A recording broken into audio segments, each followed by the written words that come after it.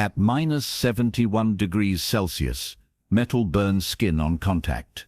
Breath turns to ice crystals in your lungs, and anything left outside for more than an hour becomes part of the frozen landscape forever. Tonight, something was left outside to die. Vera was 67 years old. Her hands were bent with arthritis.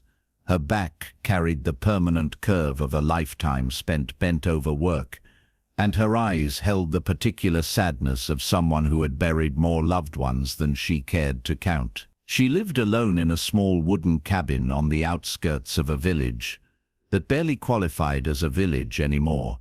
Just 7 families scattered across frozen ground, surviving winter by winter. Her husband had died 12 years ago. Her daughter lived in Yakutsk now, 400 kilometers away, and rarely called. Vera had accepted this. Loneliness was just another form of cold. You learned to live with it. It was late afternoon when she heard the sound. Not a howl, not a bark, just a low, rasping whimper that cut through the wind. Vera paused in her work. She had been splitting kindling for the stove, her breath forming white clouds in the freezing air. She listened. The sound came again, weaker this time, more desperate. She set down the axe and walked toward the sound, her boots crunching through snow that reached mid-shin. The village was quiet. Most people had already retreated indoors for the night. The temperature was dropping fast. Sunset was still an hour away, but at -71, sunset meant death for anything caught outside unprepared. She found the dog behind the old community storage shed, half buried in a snowdrift.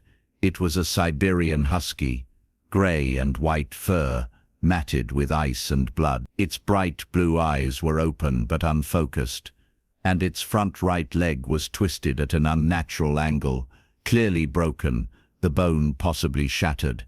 Vera knelt down slowly, her knees protesting, the dog's head lifted slightly.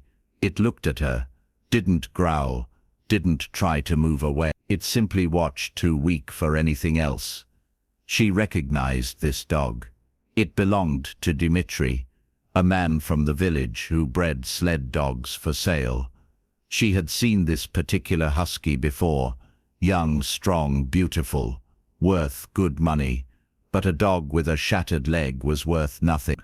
Couldn't pull, couldn't breed, couldn't work. In a place like this, that meant only one thing. Someone had brought it here to die. The wind picked up, driving snow horizontally across the open ground. The temperature was dropping fast. The dog had maybe an hour left. Maybe less. Vera looked back toward her cabin. She thought about her own situation. She had enough firewood for 3 more weeks if she rationed carefully. She had dried fish, some flour, a few jars of preserved berries, enough to survive until spring, if she was careful. If she was lucky, taking in an injured animal meant sharing food she couldn't spare. It meant burning wood she needed for herself. It meant sleepless nights, constant care, and no guarantee of success.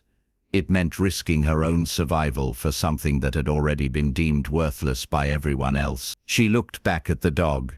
Its breathing was shallow. Its eyes were starting to close. Vera made her decision. She returned to her cabin and retrieved a large wool blanket and a coil of rope. Moving as gently as possible, she spread the blanket beside the dog, then carefully, so carefully, rolled the animal onto it. The husky whimpered once, a sound of pure pain, but didn't snap at her. Vera wrapped the blanket around the dog's body and used the rope to create a makeshift sling she could drag. The journey back to her cabin was only 50 meters, but it felt like kilometers. The dog was heavy, dead weight, and the snow was deep. By the time she reached her door, Vera's arms were shaking and her breathing came in ragged gasps that hurt her chest. But she had done it. Inside, the cabin was barely warmer than outside. Vera immediately added 3 logs to the cast-iron stove. 3 logs she had planned to use over the next 2 days. The fire caught and grew, filling the small room with blessed heat. She laid the dog on a pile of old furs and blankets near the stove, then knelt beside it to examine the injury. The front right leg was badly broken. The bone hadn't pierced the skin, but the leg hung limp and useless. The dog's breathing was shallow and rapid. Its gums were pale. It was going into shock. Vera had no medical training, no veterinary experience, but she had lived 67 years in Yakutia, and survival here meant learning to fix what was broken with whatever you had. She heated water over the stove and cleaned the leg as gently as possible. The dog flinched but didn't bite. She found 2 straight pieces of wood, remnants from a broken chair, and used them as splints, wrapping the leg tightly with strips of cloth, torn from an old dress. The dog whimpered throughout, its blue eyes fixed on her face. But it stayed still. When she finished, Vera prepared a thin broth from dried fish and melted snow. She lifted the dog's head gently and brought a wooden spoon to its mouth. At first, nothing. Then the dog's tongue moved slightly. It licked the broth, swallowed, took another small sip. That first night was the longest Vera had known in years. She didn't sleep. She sat beside the dog, monitoring its breathing, adjusting the blankets, adding small amounts of wood to the fire every hour. Outside, the wind howled. Inside, the only sounds were the crackling of flames and the shallow breathing of a dog that should already be dead. By morning, the dog was still alive. Its eyes were clearer, its breathing steadier. It was still in pain, that was obvious, but it was fighting. Vera allowed herself a small moment of hope. The days that followed were brutal. Vera's food supplies dwindled rapidly. She gave the dog the best portions of fish, keeping only the bones and scraps for herself. She burned through her firewood at twice the normal rate, keeping the cabin warm enough for healing. Her own body began to feel the strain. She lost weight. Her hands shook from hunger and cold. Her joints ached constantly, but the dog was improving. By the end of the first week, it could lift its head without help. By the end of the second week, it ate from a bowl on its own. And by the third week, it could stand on 3 legs, keeping the injured leg lifted, but standing nonetheless. Vera watched these small victories in silence. She didn't celebrate, didn't speak encouraging words. She simply continued the work. Feed, water, warmth, repeat. But something unexpected was happening. The dog wasn't just recovering physically, it was bonding. When Vera moved around the cabin, the husky's eyes followed her. When she sat by the stove to rest, the dog dragged itself closer on 3 legs, settling beside her. When she lay down at night exhausted and cold, the husky pressed itself against her side, sharing warmth. One evening, as Vera sat mending a torn sock, the dog laid its head in her lap, just rested it there, those blue eyes looking up at her, with something that looked almost like gratitude. Vera's hand moved, almost without conscious thought, and stroked the dog's head. The husky's tail moved slightly. Not a full wag, but movement. For the first time in 12 years, Vera felt something other than emptiness. A month passed, then 6 weeks. The husky's leg was healing, though it would never be perfect. The dog walked with a slight limp now, favoring the injured leg. But it could walk, could move, could live. Vera named it finally. Belka. It meant squirrel in Russian, a name her daughter had loved as a child. It felt right. The winter began to loosen its grip. Temperatures rose from -70 to -50, then -40. The days grew longer. Snowdrifts started to settle and compress. One morning, Vera opened her cabin door to find clear sky for the first time in months. The sun, pale and weak, but real, hung above the horizon. Belka stood beside her, looking out at the world beyond the doorway. Its tail moved back and forth slowly. Vera had expected this moment. She had known it would come. The dog was healed now.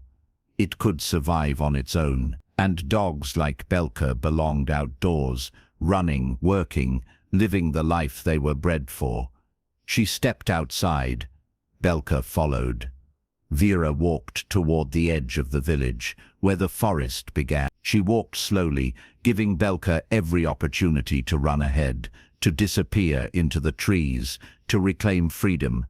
But Belka didn't run. It walked beside her, matching her pace, its shoulder brushing against her leg. They walked for half an hour. Vera stopped at the tree line and looked at the husky. "You can go," she said quietly. "You're free now." Belka looked at the forest, looked back at Vera, then sat down beside her. Vera tried again. She walked back toward the cabin, then stopped and gestured toward the trees. "Go on. You don't belong here." Belka stood, took 3 steps toward the forest, paused, then turned around and walked back to Vera's side. That was when Vera understood. This dog had been abandoned once, left to die, cast aside because it was broken, and it had no intention of leaving the person who had chosen differently. They returned to the cabin together. Spring came slowly to Yakutia, as it always did. Snow melted into mud. Rivers broke free from ice. Green things began to push through frozen ground.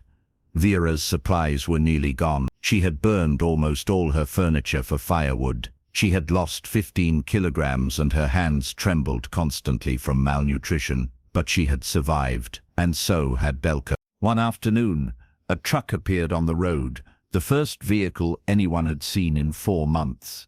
It was the supply delivery from Yakutia. Food, medicine, firewood, life. The driver, a young man named Alexei, knocked on Vera's door. When she opened it, Belka stood beside her, protective but calm. Alexei stared. "That's Dimitri's dog," he said. "The one he said died months ago." "No," Vera said quietly. "This one lived." Alexei helped unload Vera's share of supplies. As he worked, he kept glancing at Belka. Finally he spoke. "Dimitri said that dog was worthless. Broken leg, couldn't work." Vera looked at Belka. The husky looked back, tail wagging slowly.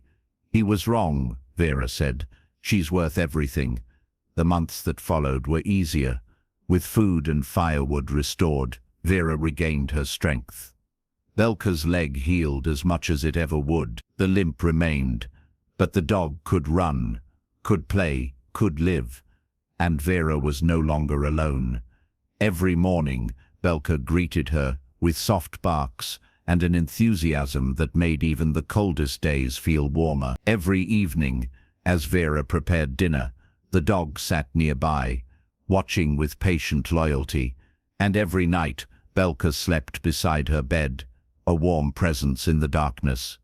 Vera thought often about the night she had found Belka, about the choice she had made, about the cost, the hunger, the cold, the risk. She didn't regret it, not once, because in the hardest place on earth, in the coldest moment of winter, she had learned something she thought she'd forgotten after 12 years alone. That worth isn't measured by what you can do. That value isn't determined by productivity or perfection. And that sometimes the broken things are the ones that teach us what wholeness really means. Belka had been abandoned because she was damaged. Vera had been alone because everyone she loved had left or died. And together, in a tiny cabin at the edge of the world, they had saved each other. Summer arrived, brief and precious in Yakutia. Just 8 weeks of warmth before winter returned.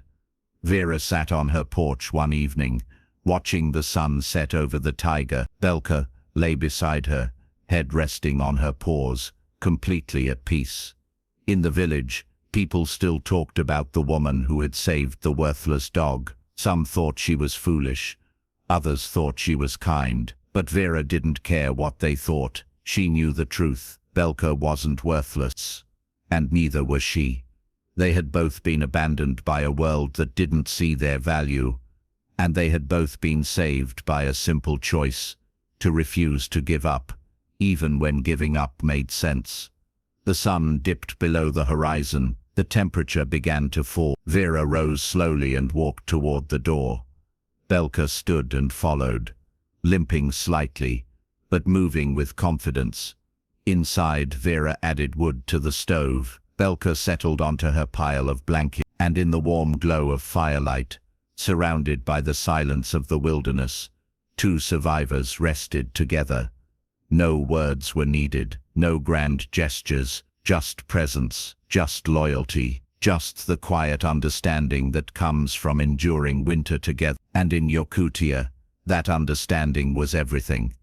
Outside, stars began to appear in the darkening sky. The forest settled into its evening rhythm, and in a small cabin on the edge of the world, a woman and a dog who had both been left for dead proved that survival is never just about staying alive. Sometimes it's about choosing to save something other than yourself. Sometimes it's about finding family in the most unlikely places, and sometimes, in the coldest place on earth, that's all the warmth you need.